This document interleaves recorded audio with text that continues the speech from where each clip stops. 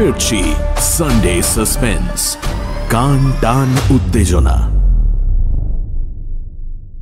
মদ্যপান, ধূমপান ও মাদক সেবন স্বাস্থ্যের পক্ষে ক্ষতিকর।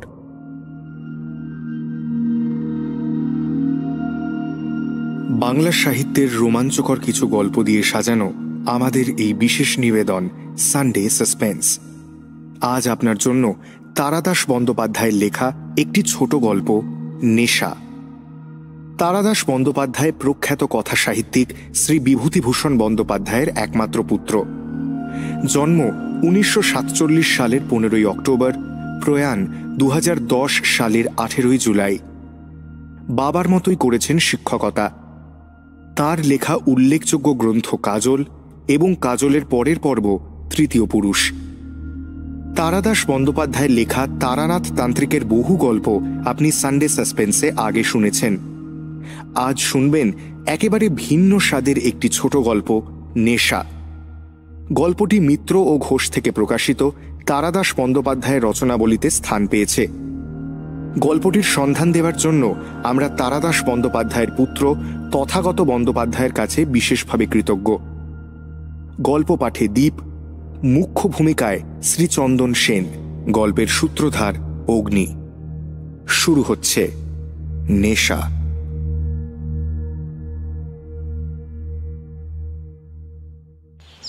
অভিরাম বলল, না, আপনি অন্যত্র চেষ্টা করে দেখুন। 10 আঙুলে 8খানা আংটি পরা সিল্কের পাঞ্জাবি গায়ে লোকটা কেমন একটু অবাক হয়ে তাকালো। যদি ডবল দিই 4000। টাকার কথা হচ্ছে না, কাজটা আমি করব না। মানুষ চড়িয়ে খায় বলে লোকটার মনে গর্ব আছে। শহরে কত খাতির তার, সব জায়গায় সম্মান আর খাতির পায়। মুখের ওপর না শোনার অভ্যেস নেই একেবারেই। সে বুদ্ধিমানের ভঙ্গিতে মাথা নেড়ে বলল, না, তোমাকে নিয়ে আর পারা গেল না। রেট বাড়িয়েছ তো বললেই পারতে। কত দিতে হবে? অভিরাম স্থির দৃষ্টিতে তাকিয়ে খুব ঠান্ডা গলায় বলল, আপনি বড্ড লোকের সময় নষ্ট করেন। আপনার এখন অন্য কোনো কাজ নেই? অসহ্য অপমানে মাথা থেকে পা পর্যন্ত জ্বালা করলেও কিচ্ছু করবার নেই। যারা অন্যায় করে তাদের অপমান বোধ থাকলে চলে না।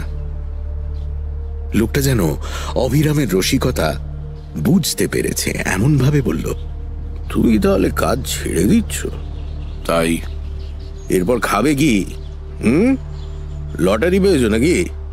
আর নীতির কথাই যদি বলো তাহলে ওই খেলা মাখন সর্দারেরা বেঁচে থাকার কথা নয়। বেটা কি পাপ না করেছে বলো তো? হ্যাঁ, এখন জ্বালা আমার পেছনে লেগেছে। চৌকো প্লাস্টিকের বাক্স থেকে একটা বিড়ি বের করে ধরালো অভিরাম।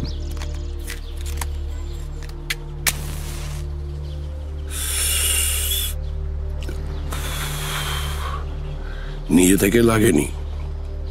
মাখন সর্দারের কি স্বার্থ আছে এতে?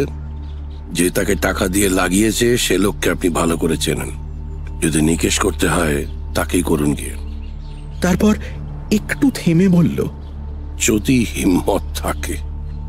লোকটা এ বক্রোক্তিও গায়ে মাখল না। তার চোখ জল জল করে উঠেছে। সে তো খুব ভালো। পারবে তুমি? 6000 পর্যন্ত উঠতে পারি। পাশে রাখা কোদাল হাতে উঠে দাঁড়ালো অভিরাম। আমি এখন বাগান কোপাবো, কাল লঙ্কার চারা লাগাতে হবে। আপনি আসুন।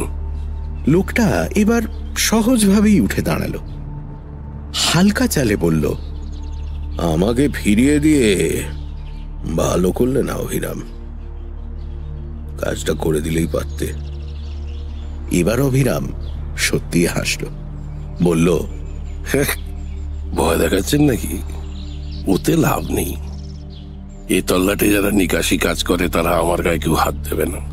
আমার কাছেই সবার শিক্ষা কিনা। আমরা যারা এই সমস্ত নোংরা কাজ করি আমাদের মধ্যে বেশ একটা ভালোবাসা আছে।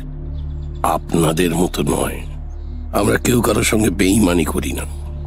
তাছাড়া যেদিন এ কাজে নেমেছি মরার ভয় ছেড়েই নেমেছি। বিড়িতে শেষ দুটো শুক টান দিয়ে সে বলল, যান যান যান, বাড়ি যান, বাড়ি যান।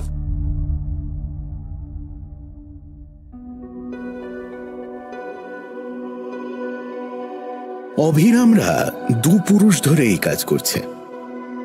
বাপকে বেশি দিন পায়নি, কিন্তু বাপের সব গুণগুলো পেয়েছিল। নিখুঁত সময়বোধ, শক্ত স্নায়ু এবং কোন কাজটা করবে আর কোনটা করবে না এই বোধ ছাড়াও অন্য একটা গুণ বিশেষ প্রয়োজন, সেটা হলো উদাসীনতা। অভিরাম মনে প্রাণে বিশ্বাস করে এটা একরকম ব্যবসা। অন্য ব্যবসায় মূলধন, টাকা, এই ব্যবসায় মূলধন সাহস। একজনকে খতম করবার জন্য আর একজন তাকে টাকা দিচ্ছে। এতে মনের দিক দিয়ে তার জড়িয়ে পড়বার কোনো কারণ নেই। যাকে সরাতে হবে দিনের পর দিন তার গতিবিধি লক্ষ্য করে, অভ্যেসগুলো বিচার করে, চক্রাকারে উড়তে উড়তে বাজ পাখি যেমন তার বৃত্তকে ক্রমশ ছোট করে আনে, তারপর লাফিয়ে পড়ে শিকারের উপর, তেমনি অভিরাম বহু পরিশ্রম আর পর্যবেক্ষণের ফল হিসেবে যখন শিকারকে হাতের মুঠোয় পায়, তখন তার মনে নিষ্ঠুরতা নেই, হিংসা নেই, ক্রোধ নেই। আছে শুধু পরিষ্কারভাবে কাজ শেষ করার চমৎকার আনন্দ। প্রতিটি হত্যার পর তার মনে আশ্চর্য প্রশান্তি ছড়িয়ে পড়ে। কাজ শেষ হতে দেরি হলে কিংবা বাধা পড়লে ভয়ানক বিরক্তি জন্মায়। জীবনের দ্বিতীয় কি তৃতীয় কাজের কথা এখনো মনে পড়ে।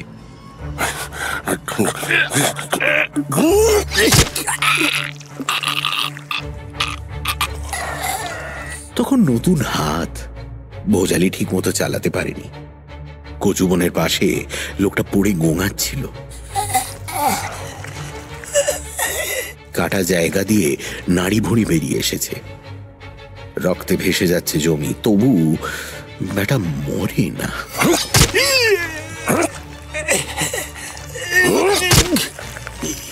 এক মুঠো ঘাস ছিঁড়ে বোঝালি মুছতে মুছতে নিষ্পৃহভাবে দেখছিল অভিরাম।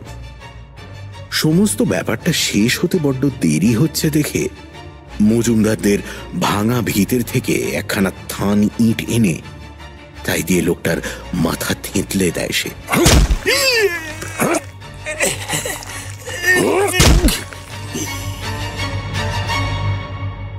এইখানেই উদাসীনতার কথা এসে যায়। থান ইটের একটা ঘাই যথেষ্ট ছিল, কিন্তু দেখা যাচ্ছে লোকটার কড়া যান। যদি আবার জ্ঞান ফিরে পেয়ে নাড়ি ভুঁড়ি হাতে নিয়ে হাসপাতালে গিয়ে হাজির হয়, এমন কাণ্ডের কথা সমব্যবসায়ীদের কাছে শুনেছে অভিরাম। তাতে অবশ্য তার কিছু আসে যায় না, কারণ অন্ধকারে আচমকা পেছন থেকে মুখ চেপে ধরে ছুরি চালিয়েছিল সে। লোকটা তার মুখ দেখতে পায়নি, কাজেই তার নাম ফাঁস করে দেবার সম্ভাবনা নেই। কিন্তু সেটা বড় কথা নয়। এমন ঘটলে কাজটা সুচারুভাবে নিষ্পন্ন হবে না, যে কাজের জন্য সে টাকা নিয়েছে। কাজেই খুব শান্তভাবে উবু হয়ে বসে ৮-১০টা ঘা দিয়ে সন্দেহাতীতভাবে কাজ শেষ করল অভিরাম। তারপর চরখালির শুকনো বিলের ওপর দিয়ে, ঘুমন্ত গাজীপাড়ার পাশ দিয়ে, হাতিবেড়ার গো ভাগাড় বাঁয়ে রেখে নিজের নিঃসঙ্গ ঝুপড়িতে ফিরে খাস জনতা স্টোভ জ্বালিয়ে চায়ের জল বসালো সে। অভিরাম খুবই আশ্চর্যের ব্যাপার, মদ খায় না, অন্য কোনো নেশাও করে না, কিন্তু মনে খুব আনন্দ হলে তক্ষুনি তার চা খাওয়া চাই।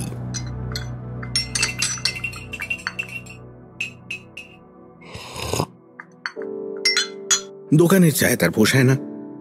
1.25 সের জল ধরে এমন একটা গ্লাস ভর্তি চা প্রয়োজন। সে চা তৈরি হবে শুধু মোষের দুধ দিয়ে। দুধ ফোটানোর সময় তাতে ফেলতে হবে ছোট এলাচ, তেজপাতা আর দারচিনি। যেদিন কাজ হবে সেদিন রাতে ব্যবহারের জন্য অভিরাম আগে থেকেই দুধ এনে রেখে দেয়। অত রাত্রিরে কোথাও কি পাওয়া সম্ভব? অথচ প্রতিবার হত্যার পর মনে যে অদ্ভুত আনন্দ হয়, সেটাকে পরিপূর্ণভাবে উপভোগ করতে যা চাই। এই ঝুপড়িতে অনেক দিনের বাস অভিরামের। তার বউ আছে, ছেলে আছে, তারা সব থাকে দেশের বাড়িতে। এখানে তারা কখনো আসে না। মেয়ের বিয়ে দিয়েছে বছর 5 আগে। জামাই কলকাতা শিলিগুড়ি লাইনে ভারী ট্রাক চালায়। শ্বশুরের প্রকৃত ব্যবসা সম্বন্ধে কিছু জানে কি না বোঝা যায় না, তবে এ নিয়ে সে কোনো কথা বলে না বা প্রশ্ন করে না। দেশে যে টাকা পাঠায় অভিরাম, তা দিয়ে বউয়ের নামে বেশ কিছু জমি কেনা হয়েছে। ছেলে সে জমি চাষ করে, সম্প্রতি মুরগির চাষ করবে বলে তোড়জোড় করছে। ভালো, দুপুরুষ সেইভাবে গেল। ছেলেকে এ ব্যবসায় এনে লাভ নেই। আজকাল দিন বদলেছে, কাজে ঝুঁকিও আগের চেয়ে বেশি। চাষের কাজ করে করে ছেলেটাও কেমন নরম ধাতের হয়ে পড়েছে। ভোজালি চালাতে পারবে বলে বিশ্বাস হয় না। যাক, সে যা রেখে যাচ্ছে বুদ্ধি করে খেলে ছেলের কষ্ট হবে না। ঘন ঘন কাজ নেয় না অভিরাম, লোভ করলেই মৃত্যু। নেহাত চেনা লোকের সুপারিশ নিয়ে না এলে সে কাজ হাতে নেয় না। ডবল টাকা কবুল করলেও অচেনা মানুষের কাজ নেবে না অভিরাম। চারদিকে কত শত্রু, কে কোথায় ফাঁদ পেতে রেখেছে কে জানে। বছরে খুব বেশি হলে 5-6টা কাজ করে সে। তার দর চড়া বলে সামান্য কাজেই বসিয়ে যায়। যারা আসে তাদের গলায় কাঁটা বিঁধে আছে। চড়া দর শুনে পিছিয়ে গেলে তাদের চলে না। আর অভিরামের সততার খ্যাতি আছে, টাকা দিলে কাজ হবেই। বাকি সময়টা অভিরাম পাম্প সেট সারানো, গ্যাস ওয়েল্ডিং ইত্যাদি কাজ করে। শেষ বড় কাজ সে করেছে মাস 2 আগে। কথাবার্তা হবার দিনটার কথা এখনো ছবির মতো ভাসছে চোখের সামনে। সারাদিন আকাশ মেঘলা, টিপটিপ করে বৃষ্টি পড়ছে। সন্ধে থেকে বেশ ঝুপঝুপ করে নামল। গোভাগাড়ের দিক থেকে ব্যাঙের ডাক ভেসে আসছে। বড় 1 গ্লাস চা বানিয়ে দাওয়ায় বসে খেল অভিরাম। স্টেশন চত্বরের হোটেল থেকে মাটির ভাঁড়ে কষা মাংস আর খবরের কাগজে জড়িয়ে 8খানা রুটি নিয়ে এসেছিল। সেগুলো সাবার করে 1 লোটা জল খেয়ে শোবার উদ্যোগ করতে লাগলো অভিরাম। বিছানার পাশে শুইয়ে রাখল তেল চুকচুকের লাঠিটা। বালিশের তলায় গুঁজে রাখল ধারালো ভোজালি। তার ঘুম খুব হালকা। এই দুটো জিনিস হাতের কাছে থাকলে 10 জন মানুষেও তার কোনো ক্ষতি করতে পারবে না।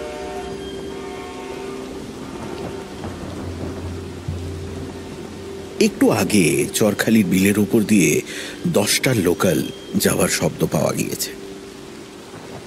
আর রাত না করে এবার শুয়ে পড়াই ভালো। দরজায় টকটক আওয়াজ।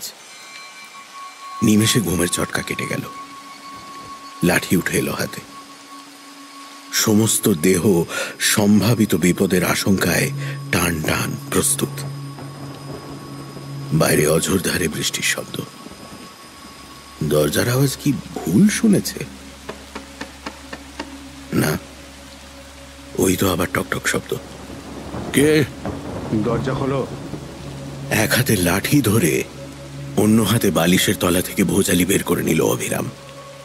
এখন দরজা খোলা যাবে না, ভাগো।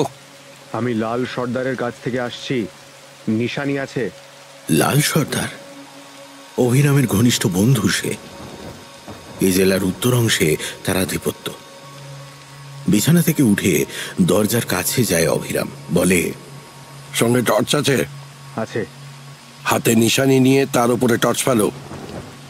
দরজার ফুটোয় চোখ রাখে সে।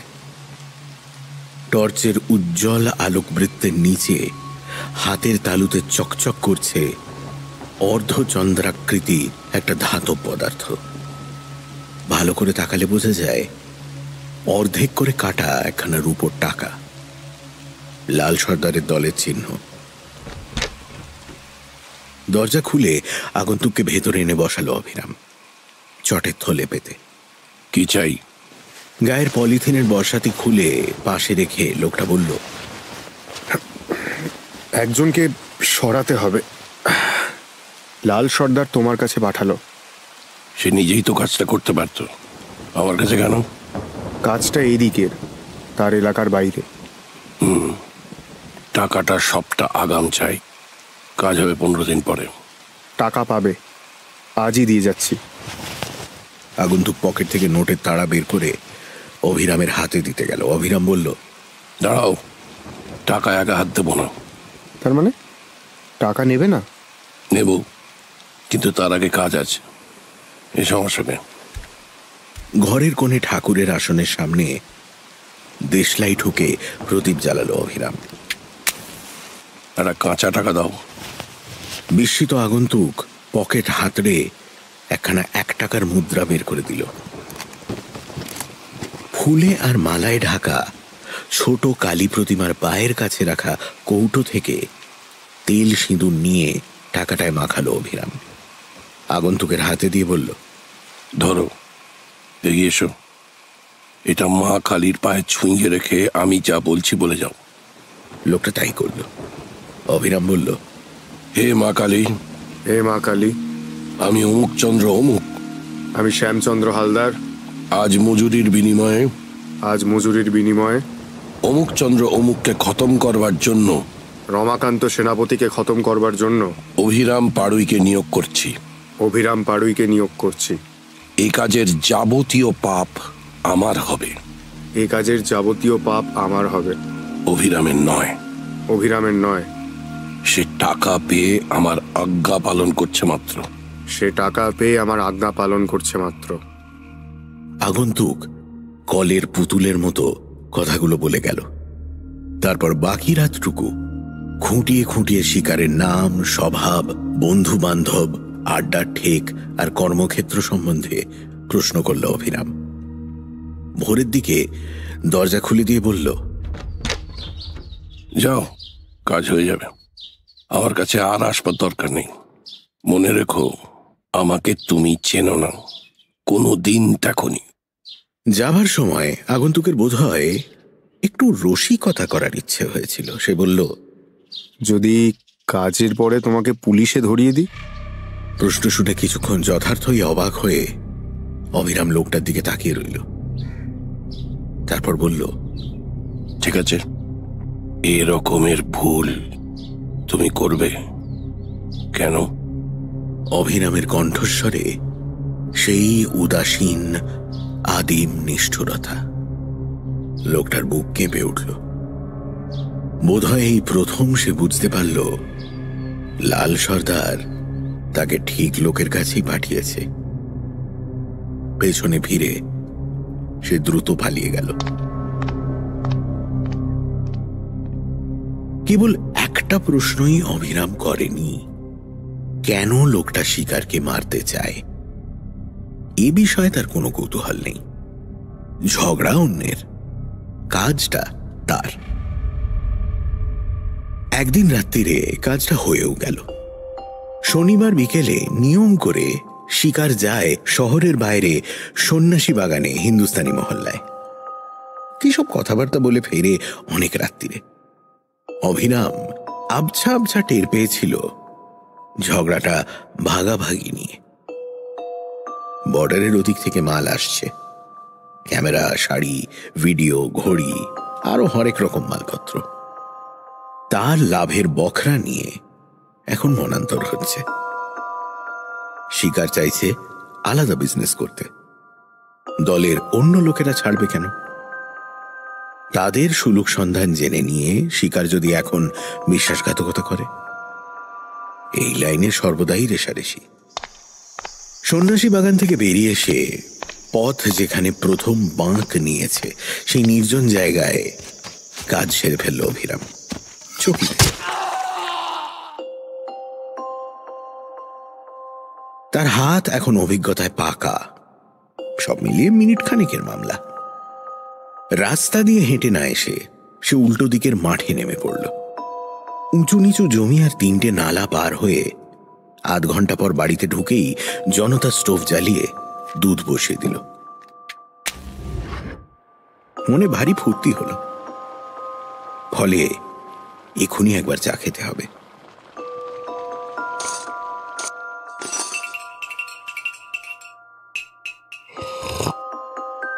একটু পরে বড় গেলাসটায় তেজপাতা দারচিনির গন্ধওয়ালা চা নিয়ে চুমুক দিতে দিতে তৃপ্তিতে অভিরামের চোখ বুজে আসছিল। আশ্চর্য ব্যাপারটা ঘটল দিন তিনেক পরে। শহরে শম্ভু মিস্ত্রির গ্যারেজে গ্যাস ওয়েল্ডিং এর কাজ করছিল সে। দুপুরে কাজ থামিয়ে শম্ভু বাড়ি গেল খেতে। যাবার সময় 4টে টাকা তাকে দিয়ে বলে গেল, তুমিও কিছু খেয়ে নাও, 1 ঘন্টা পরে এলেই হবে। টাকাটা পকেটে পুরে হোটেলে যাবার জন্য একটা শর্টকাট পথ ধরেছিল অভিরাম। হঠাৎ একটা জটলা দেখে সে কৌতূহলী হয়ে দাঁড়িয়ে পড়ল। টিনের চালওয়ালা ছোট একখানা বাড়ির সামনে 15-20 জন নারী পুরুষের ভিড়। তারা নিজেদের মধ্যে কি যেন বলা বলি করছে।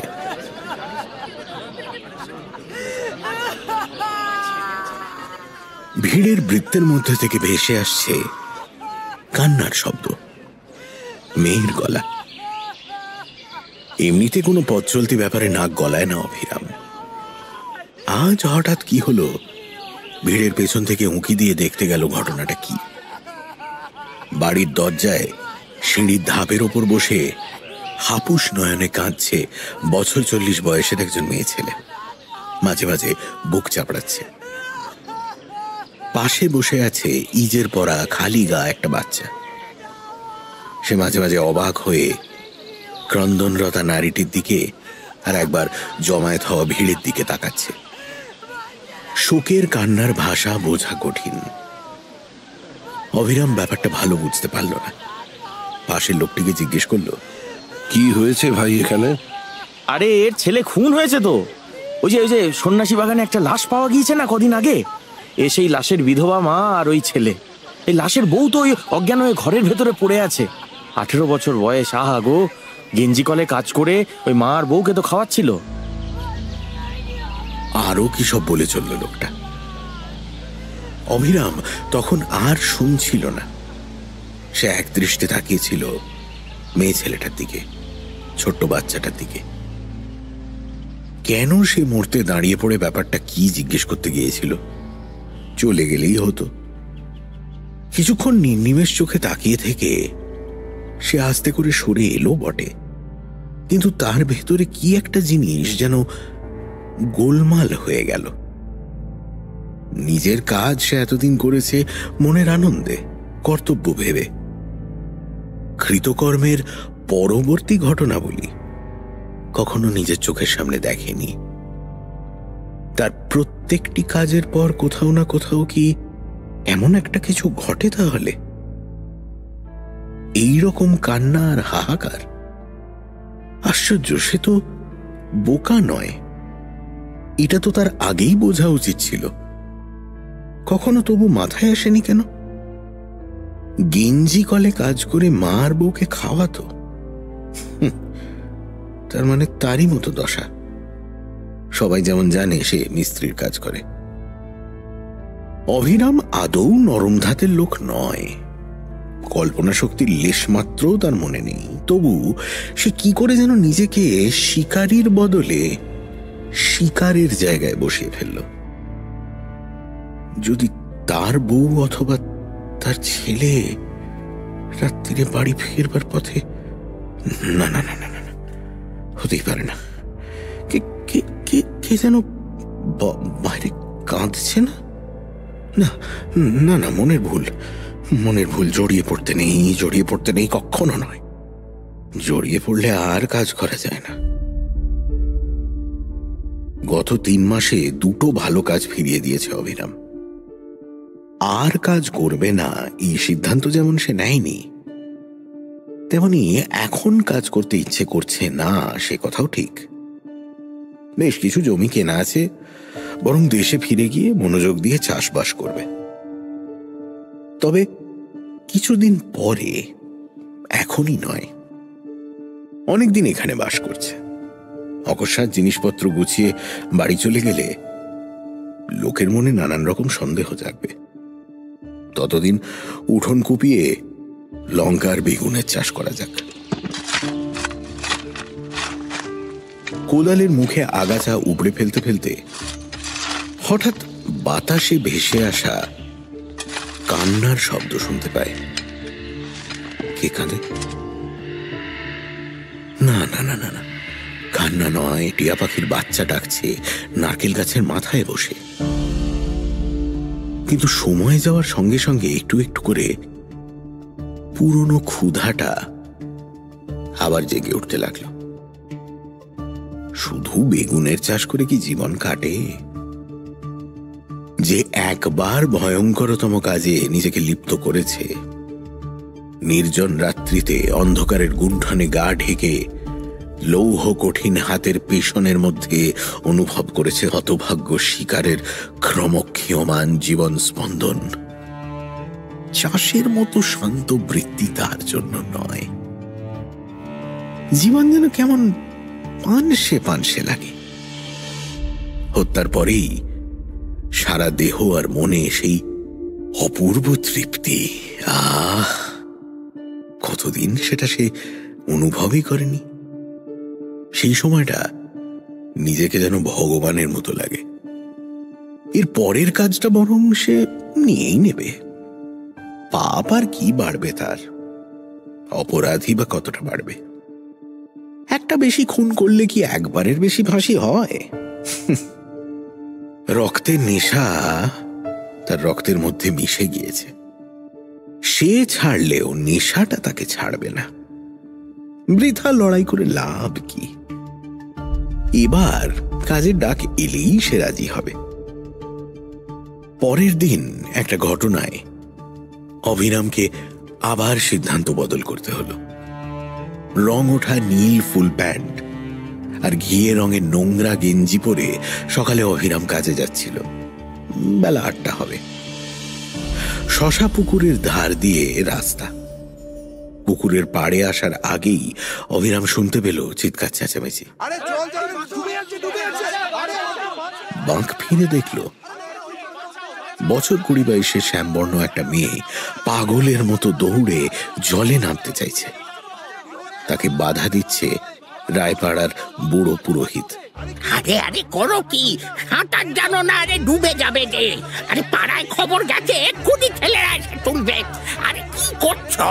মেয়েটি হাত ছাড়াবার চেষ্টা করতে করতে বলতে লাগলো,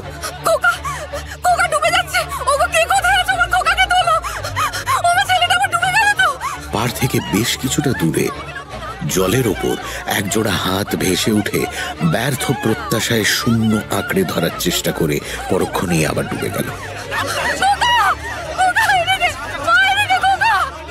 এক মুহূর্তের মধ্যে সমস্ত পরিস্থিতি বুঝে নিল অভিরাম। মেয়েটি এর ভেতরে বৃদ্ধের হাত ছাড়িয়ে নিয়েছে। তার কাছে গিয়ে অভিরাম ধমক দিল, চুপ চুপ করে দাঁড়াও এখানে। চোখের নিমেষে গেঞ্জিটা খুলে জলে লাফিয়ে পড়ল অভিরাম। তার দেশের বাড়ির গ্রামে 17টা পুকুর আর দুদিকে 2টো নদী। মাছকে সে সাঁতার শেখাতে পারে। সবল হাতে জল কেটে এগিয়ে গিয়ে জোরে দম নিয়ে ডুব দিল সে।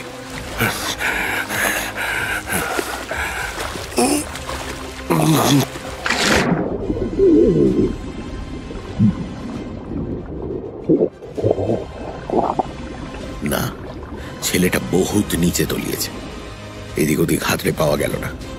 ভেসে উঠে আবার দম নিল সে।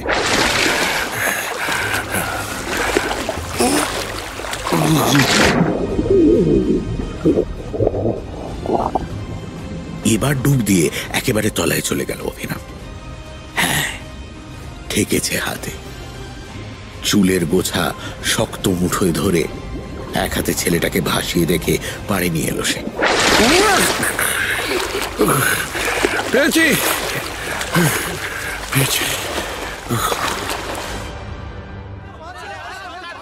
ততক্ষণে পাড়ার ব্যায়াম সমিতির ছেলেরা এসে পড়েছে হই হই করে। ছেলেটাকে উপুড় করে শুইয়ে একজন পিঠ চেপে পেটের জল বের করতে লাগলো। ভাই দেখ দেখ দেখ বার করতে পারি ভাই, দেখ ঠিক করে দেখ। এই তো জল বের করছি তো। আরে দেখ ভাই, মেয়েটি পাথর হয়ে দাঁড়িয়ে আছে। তাকে আস্তে আস্তে বলল অভিরাম, ভয় নেই, বেশি জল খাইনি, এখন ঠিক হয়ে যাবে। ছেলেটা নড়ে উঠে চোখ মেলার পর গেঞ্জি দিয়ে গা মাথা মুছে নিঃশব্দে সেখান থেকে চলে এলো অভিরাম। কেউ তাকে খেয়াল করল না। কি আশ্চর্য, মনে তার সেই অদ্ভুত তৃপ্তিটা, সেই কাজ করার পর যেমনটা পাওয়া যেত, অন্যভাবে ওই আনন্দ আসে তাহলে? কাজে না গিয়ে বাড়ির দিকে ফিরল অভিরাম। এক্ষুনি খাঁটি দুধ দিয়ে বড় এক গ্লাস চা বানিয়ে খেতে হবে।